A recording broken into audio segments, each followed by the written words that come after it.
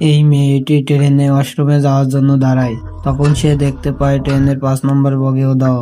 সে ভয় পেয়ে যায় আর এ ব্যাপারে ট্রেনের কর্মচারীকে বলে।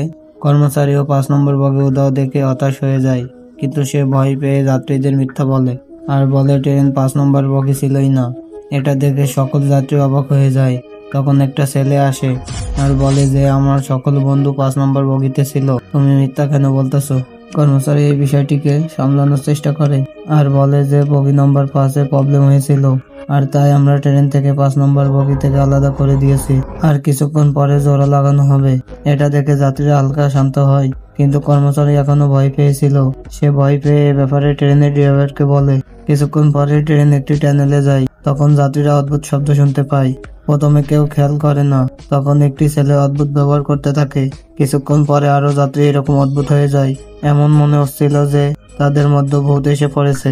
একটি ক্যামেরাম্যান তার ক্যামেরায় সবকিছু রেকর্ড করতেছিল, কিন্তু তখনই তার মাথা ফেটে যায়। 3 নম্বর বগিতে থাকা একটি মেয়ে সবকিছু দেখতেছিল। যখন ট্রেন টানেলের বাইরে আসে, 4 নম্বর বগিও উধাও হয়ে যায়। মেয়েটি ভয় পেয়ে যায় আর এ ব্যাপারে ট্রেনের কর্মচারীকে বলে। 3 নম্বর বগিতে বসে থাকা সকল যাত্রী ভয় পেয়ে যায়। কারণ এবার ট্রেন আর একটি টানেলের মধ্যে যাচ্ছে।